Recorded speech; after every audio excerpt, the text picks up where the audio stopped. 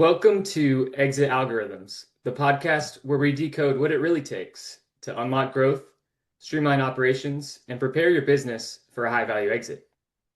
I'm your host, Pete Vera, and today I'm excited to bring on Bobby McClain. He's a certified director of safety and certified transportation professional with over 35 years of experience in safety, risk management, HR, and 3PL operations. He's held senior leadership roles at ABF Freight, Ward Transport, and JJ Keller, and is now CEO and founder of Arbitrage Logistics. Bobby, super excited to have you. Welcome to the show. Thanks, Pete. Love it. And a perfect intro there. That covered all the bases. So yeah, I've been around the block, as they say. For sure. Yeah, I'd love if you could share a little bit more about your journey, maybe some key things you picked up through your career. Well, I think the secret sauce is for me. I started out as a driver, and when I got out of the Army back in the late '80s. I'm telling my age here, but the transportation was there waiting for me. I fell right in. It was sort of a plug and play type individual there. Just needed that credential, right? I still have the Class A CDL to this day. I'll maintain it for life, or as long as I can maintain the physical ability to pass the DOT physical. But yes, for me, having come from the driver ranks is a key ingredient really to just the overall view that I have of the industry and all that. And it also gives you instant credit with other drivers that you've kind of been there and done that. You're not speaking from a corporate seat and speaking to things that you don't have firsthand knowledge of. So really proud of that fact. From that point, Pete, for some strange reason in 2014, I decided to take a pay cut and go into corporate management. And that's kind of tongue in cheek, but there's a lot of truth to that. Drivers are paid pretty good at that time, and that transfer over was sort of like starting all over again. Right at the bottom level. But again, I had to go and improve myself at the corporate level, which I did. I felt like I was capable of more and that I actually had something to give back. I actually got selected to champion a military hiring process and platform through the Teamsters Union and ABF Freight to where I could, and you talk about giving back as a driver, well, also the opportunity to transition those soldiers over from one uniform to another. And that was an exciting transition for me as well out of the driver ranks. Nice. Yeah, you get to help people. I love what you said. Yeah, of course, like it gives you instant credibility, and you're able to relate more too to drivers having that inside knowledge, right? Exactly. It's instant street credit in a room full of drivers when you're able to show that CDL. It kind of tells them that you're cut from the same fabric. You're one of them.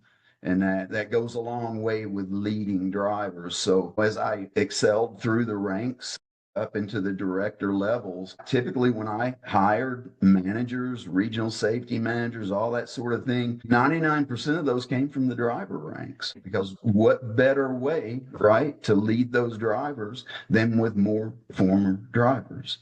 Yeah, for sure. Yeah, I know a lot of your career focus has been around safety, right? I think I researched. I bet that's influenced your outlook on the transportation industry significantly, right? It does. And the CDS and the CTP, we all like to put that alphabet by our name.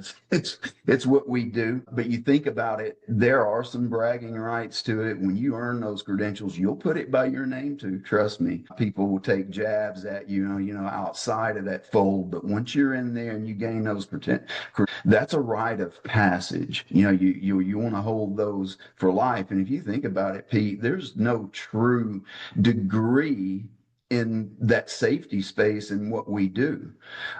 Your credentials have to be, you have to go out and gain them on your own. Like I say, I mean, there are some tertiary educational pieces you can reach for, and I've done that too. But the bottom line is to prove yourself as as you get into that family when you get those credentials and you are a certified regulatory nerd. And what would put most people to sleep, we thrive on that. We can pick up the green book, the FMCSRs, and that's an exciting read for us, right? We're just that type of people. It's weird, but when you get there, you get there, and then there's only one way to do things, and that's right, and do it safe, and there's no other option. You just don't accept anything else. Yeah, for sure. No, I love that. I think a lot of business owners think that, expenses for safety are just, maybe annoying or like don't really see a direct ROI. What are some of the benefits of focusing on safety? So you nailed it, Pete. No ROI to tag to it. It's not sexy like operations. They're making money, sales, everybody's making money. As a safety professional, you're leading a cost center, right? It's I think all of us, at least for those that made it to a director level in the game, all experience that same thing about at least once a year. The CFO calls you, says, "Come see me."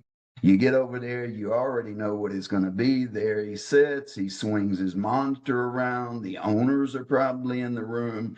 And there's a long list of expenditures there to tag to your department. And you're trying to run a CapEx, and they're like, "What is all this and what can we get rid of?" I'm like, "Wait a minute." So you got to get hit bended knee a lot of times. You got to try to explain, look, yeah, we're doing this, but here's the more important part. Here's the cost of not doing it right. And if you wanted me to, just as things are in today's time, if you wanted me to hit you with one specific on that, and Yeah. I could talk to you all day about this stuff, but one in particular are DQ files, driver qualification files. Mm. Okay, so there's a laundry list, and we won't go through all that. The things that have to be in there. Some, by according to FMCSA standards, are acute or critical if you don't have them. And then there are some items in there that they view as non-scoring. So if you catch a DOT audit, you can pass an audit, get a satisfactory rating, and think, "Oh boy, I did pretty good. I only had X amount of things wrong. These things were missing from the DQ file. These are non-scoring." And I don't like that terminology that FMCSA uses there, because what does non-scoring automatically put into your mind? It's just human It nature. doesn't matter. Yeah, you get this cavalier attitude. Well, whoop-de-doo. But you couldn't be further from the truth. I'll give you one instance. A road test would be a non-scoring item in a DQ file. And you think, well, yeah, I passed, no big deal. I'll get it in there when I get it in there. But here's the other part. If you stay in this game long enough, you'll get those calls from the attorneys. There will be catastrophic events. These things are going to happen. So for younger people, this is coming for you whether you like it or not. So get ready for it. Most of the time when I would get those calls or those emails from attorneys, the number one thing, first thing they want to see is a driver qualification file. And I'm telling you now that if you've got non-scoring items missing from it and you passed your audit, that doesn't fly with the plaintiff attorney, right? Because if that file is not pristine and there are items missing like a road test, they're going to raise big issue with that in the courtroom. In other words, the eventuality here is they're going to claim that you're negligent in hiring practices by having one item missing. And they're not going to give you the opportunity to say, but, it was only this, and I passed the audit. It's not what they're talking about today. You didn't road test a driver that was just in an accident. You see where that turns into maybe a million into 10 million or above. And then you get into the nuclear verdicts and all that. And again, it's just one little item that nobody thought was a big deal. So if you're paying a third party firm or you've got a staff of 5 or 6, whatever it takes to manage DQ files, when the CFO swings that screen around, you need to have the ability to lament the downside for eliminating that, right? So it's a balance that you got to walk that tightrope every year with your budget. But again, it's one of the tricky spots. For sure. Yeah, no, I love that. So that's probably the biggest ticket item you would look for in a safety audit then, right? It's a very, very familiar place. It's a guaranteed place where an auditor is going to go. But again, the demon behind that is that cavalier attitude that doesn't matter when they find something wrong. Get those files perfect, 100% compliance. And then what? When you get that call, it doesn't necessarily get you off the hook. It depends what the issue is. But when you can hand that file over and it's 100% compliant, it gives them zero fuel to work with in that space. They can no longer say that you're negligent in hiring practices. Got it. Yeah. So in the event of a lawsuit, you're not culpable then. Right. And you know, they're these attorneys are good at what they do. They're always looking for the vicarious liability. They're trying to tie the lines together.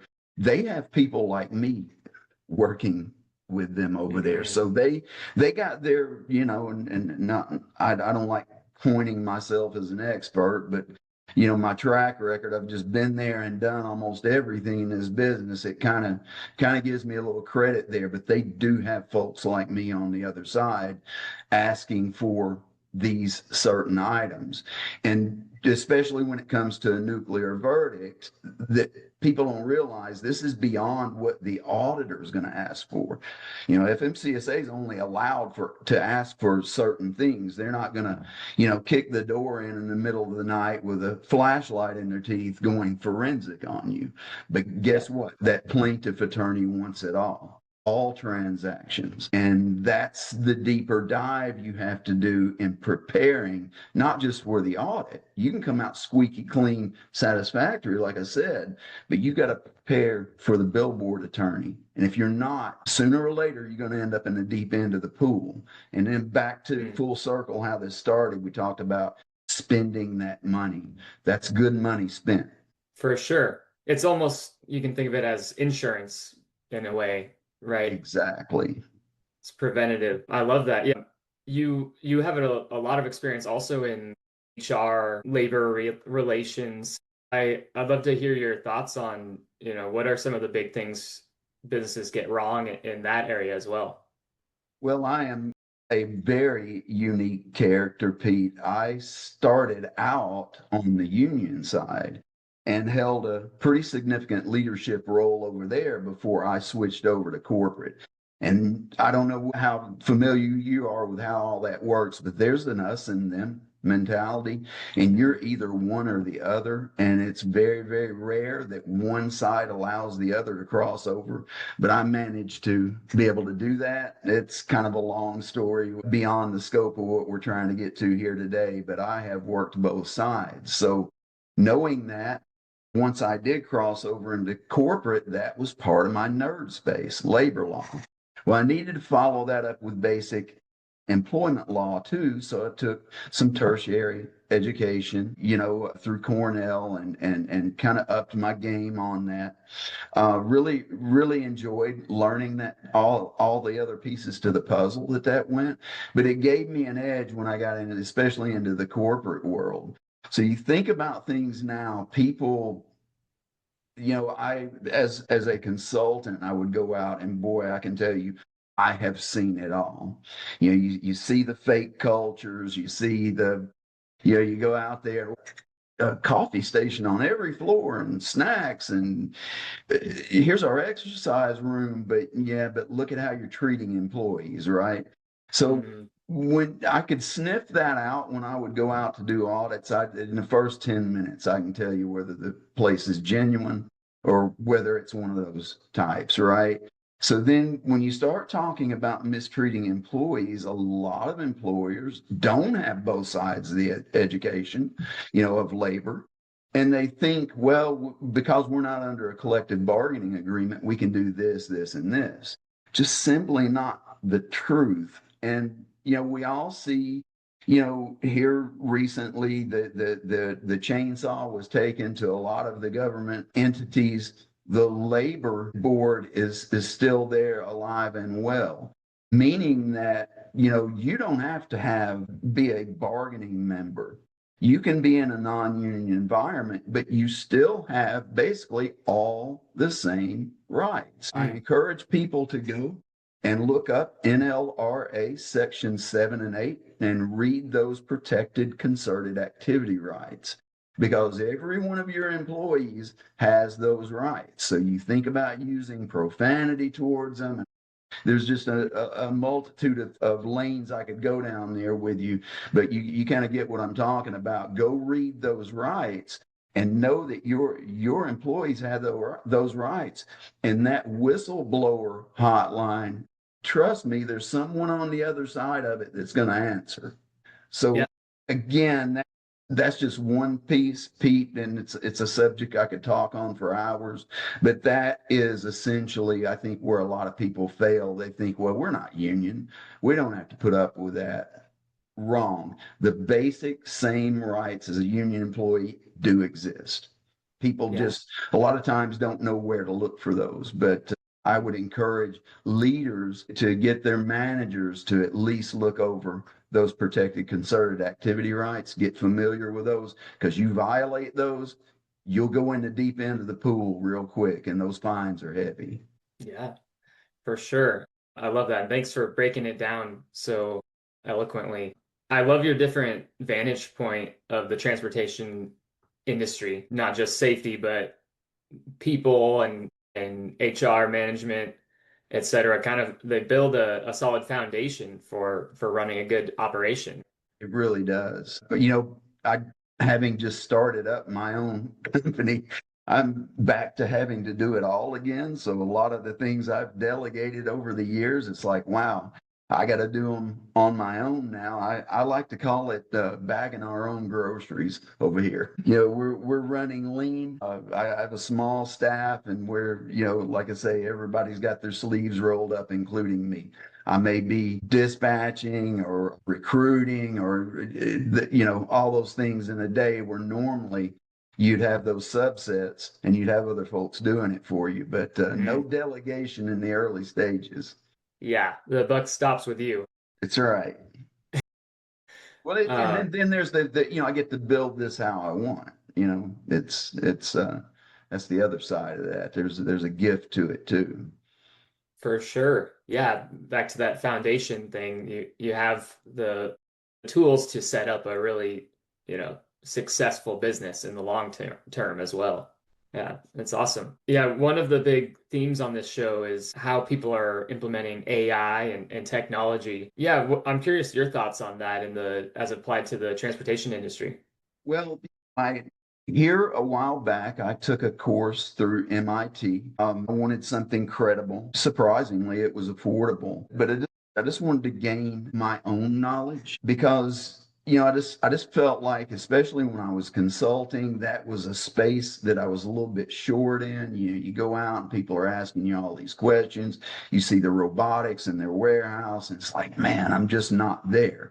So I did that on my own. I took that on my own spare time. A great course. It highly encourage anyone else to go take that. But uh, the reason I did it is this industry in transportation is you got all these people that are either on one side or the other. They're an alarmist. They think it's Satan. It's going to be the end of us all. We're going to create robots and they're going to destroy the world. Then you got the other people that think it's the next coming of Christ. It's like, oh, it's going to take care of everything. I can kick my feet up. I don't have to work anymore. AI is the magic bullet for everything. And just like with most things in life, there's some middle ground there. The truth is more down the middle than it is to either extreme side, and that goes for a lot of things in life. So one thing I did discover, and that part of that is prowling through LinkedIn and looking at some backgrounds. Those people that were the most vocal on either end of that spectrum had no formal education in the space. So I'm like, wait a minute, Mm, look, who's everybody listening to? Basically, and I don't mean this in a bad way, but you're listening to uneducated people in the space. So I went out and gained my own credential. I got my own thinking now. I don't have to read all it. It helps me filter out all the static around AI. So with that, if you're kind of curious as to where I feel like things are and where they're going, I think yeah. we're probably at a level 4 of a level 5 autonomy. I think there's another breakthrough that needs to happen.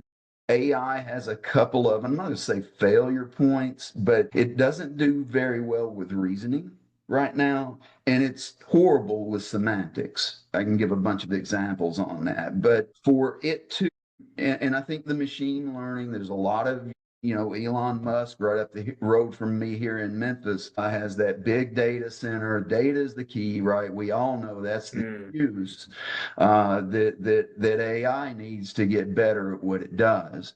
But I say all that to say that I think in order to get from 4 to 5, there needs to be a significant breakthrough.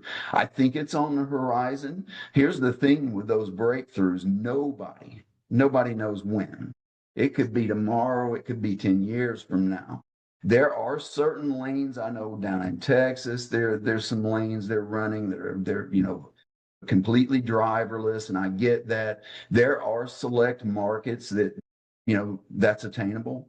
But then there are other markets where it's not going to be, right? There needs to be that blend, or the AI folks call it a parallel, meaning mm, that the machine can't necessarily do that up here where I live all that great on its own. And in all honesty, the driver by themselves yeah. can't really do it all that great on their own.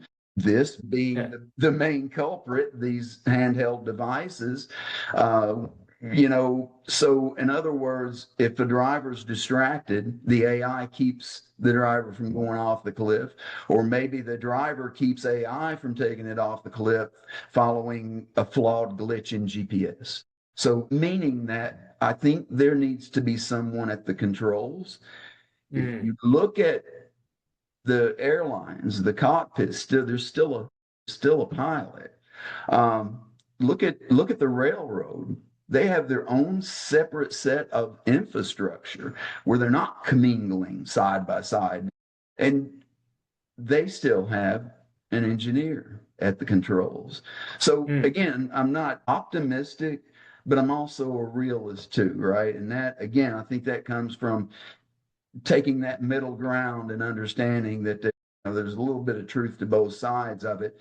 But that's where I see it. And a lot of that's my opinion, right? That's where I see it. But I think that's the hurdle we got to make right now is at 4 to 5 before we don't need the driver anymore. yeah. Oh, a lot of good nuggets there. I love your educated perspective because I think I'm even guilty of probably, reading material that was produced by people that haven't had any real education in the space. Super useful. I had heard that AI was about halfway through maturity, but four out of five is more accurate, you think? Yeah. When it comes to vehicles in particular, I think the Vehicles. overall broader scope, from a macro view, I think we're probably in a high 3 for other things. I just believe, you see that they're trying to have the mobile assistant robots now that walk around, and I think there's some progression there. But again, it's the it needs that to learn from itself at this point, right? That data is the fuel for it. And I think collecting that now, which is the big game, who can collect the most at the end of that, when the dust is all settled, I think there would be some the major players there, and I don't need to name those off to you. You know who they are. It's typically the folks with the most money. And unless Mm. something takes us into another, what was called an AI winter during the 80s, where folks just kind of lost interest in it, it's been around since the 60s.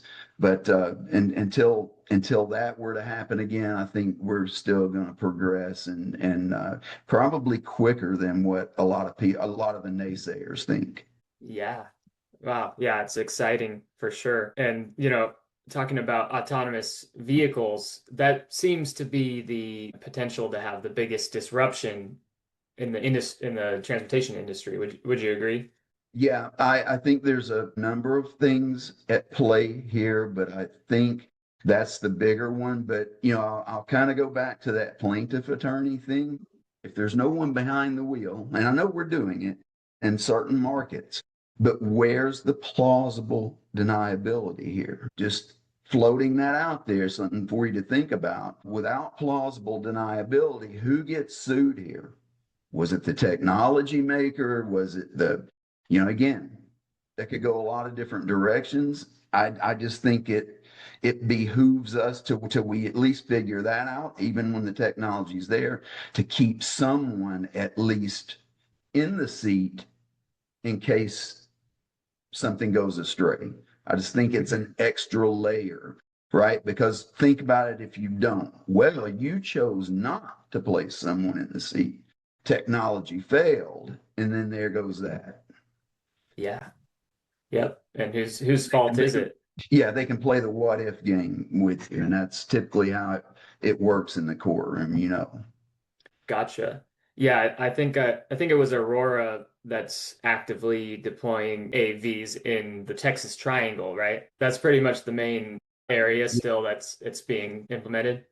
Yeah, wide open spaces, and they're having good success with it. I'm proud of them. I'm excited about it. I'm fascinated with it. I just think before it reaches other areas of the country, and that's why they're doing what they do. They're essentially working the bugs out of that. And then the simple stuff what we got going on right now. I mean, most people are panicking over fuel prices, and they went through the roof here a couple of weeks ago. We're all having to deal with that. The and with that, we're in a new war. And how long does Mm. that take? I don't know. I will give you a little nugget of something that I learned the other day. I was watching a Bloomberg article, and so that same choke point through the strait over there is not just the pent up fuel and oil, it's also helium. And I thought, I scratched my head when I first heard it. I said, helium, what's the deal with Mm. that? And the guest went on to educate me on the fact that helium is the number one source in cooling chips as they are produced, and that whole shrinking the chip down and all that thing. Helium is what is used to cool that off to make that possible. And Mm. as the guest stated, again, I'm no scientist by a far reach, but as I understood it, there were no alternative source. I started thinking of all, from my military background, there's some kind of other source that could be used as a cooling agent, thorium fluoride, all these things going through my Mm. mind. And I said, well, if it's only helium and it's bottlenecked through that strait, it's I think solely coming out of Qatar, then we Mm. can't get it. As I understand it, there's about 3 months supply of that left. So when people are guilty, I think a lot of times in not looking at that macro, and I call it a 30,000 foot perspective. You step back away from that, the fuel industry, that market's going to adjust itself, right? There's a squeeze that's about to happen right now with that because those prices have not reflected in spot market. I'm sitting there watching that and it's like, this is crazy. That was good money last month, but it's not right now. That will fix itself. But now, if you Yeah. start talking about a shortage of chips, we're talking AI. We're talking these devices we're using right here. the whole 9 yards, including I'm actually in my fleet, I've got a 2026 Mac Pioneer, lovely machine. Nice. How many chips or this thing? Just think about it. If that disrupts, that's a bigger problem to me. So these are the Mm, things I look yeah. at. This is what I go to bed thinking of at night. It's not you can read freight waves and transport topics. They're great threads. Love them. But if that's your only source, I think you need to step back again. Take that macro point advantage. Just get back, have a look Mm, at it, and see what's going on in the broader scope, because there could be some other things on the horizon that disrupt. for sure. Yeah, no, I love that macro data-driven outlook. Right. That's awesome. Yeah, I interviewed Seth Clevenger from Transport Topics on one of my earliest episodes, and he guessed it was going to be like 40 years until, widespread AV adoption. And it's interesting. It must be, I mean, a lot of the factors you just listed, but I imagine especially the legal ramifications of it, right, are probably the policy is gonna be a while before it catches up to the technology. I would say so. Quite some time. Yeah, yeah, interesting. Well, man, I love this conversation. Bobby, thank you so much. I always ask this at the end of an episode. If you could leave one practical tip for a business owner for safety and scaling properly, what would it be? And you mean, are we talking 3PL or are we just talking We'll go transportation just industry. transportation in general? I think a lot of people get excited and want to start up a 3PL, which that's cool. And there's money to be made there, right? There's a lot of low-hanging fruit, an overused phrase, but it applies right there. You can make money right out of the gate doing it.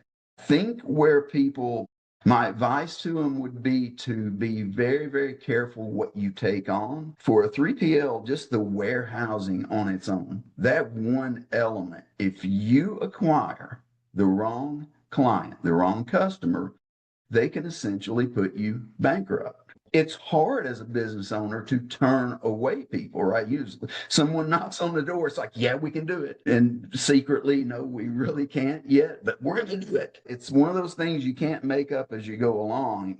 In other words, so if you take on a client that's got a couple of different SKUs of, I don't know, some kind of stuffed animal, right? That's Mhm. pretty easy. It's lightweight, it's fluff. There's only two sizes of box. It's two pallets to maintain.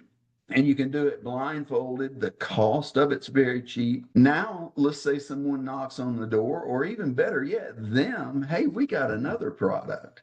They've already got a foot in the door. You're doing well with them. You're making a lot of money.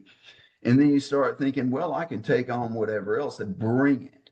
And let's say it's this long SKU list of different sized gadgets, high value, serial numbered items, and on and on and on. Well, Mm, now those two people you got in the warehouse, it's not enough. And what I like to tell people is if you want to get in 3PL, you get in the game, but watch your scale, be careful, and you will forever be measured against the Amazons of the world. That may not seem fair, and life isn't in general, right? But you will be measured against Amazon. Now, can mm. Amazon take on their with all their robotics? That's what you're competing with. Now, can Amazon scale to those sort of things? How many times do you see? I've seen numerous cases where people say, "Well, I've sold $1 million worth of my product on Amazon, and Hmm. I'm still not profitable." There's a reason for that, right?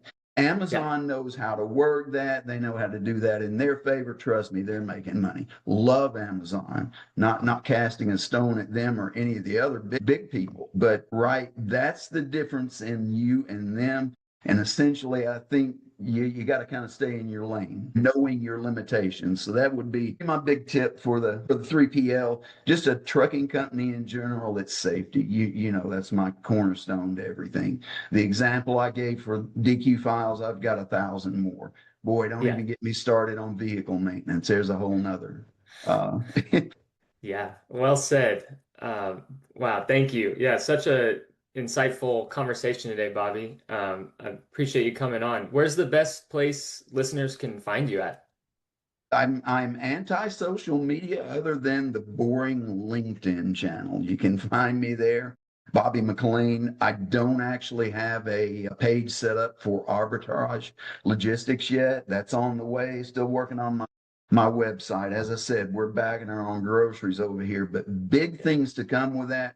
You can find me on there, or you can email me at bobby@arbitragelegistics.com. Awesome. Yeah. I'll leave that in the show notes. Right, Pete, really, really appreciate this and really enjoyed speaking with you today. I think it goes without saying, you can tell I got a passion for this sort of thing. That's the reason, I didn't follow my buddies out onto the golf course in retirement, screaming at golf balls all day. I chose to stay in logistics. The truth is, I'm not very good at golf. And I can scream the same obscenities at freight behind the scenes.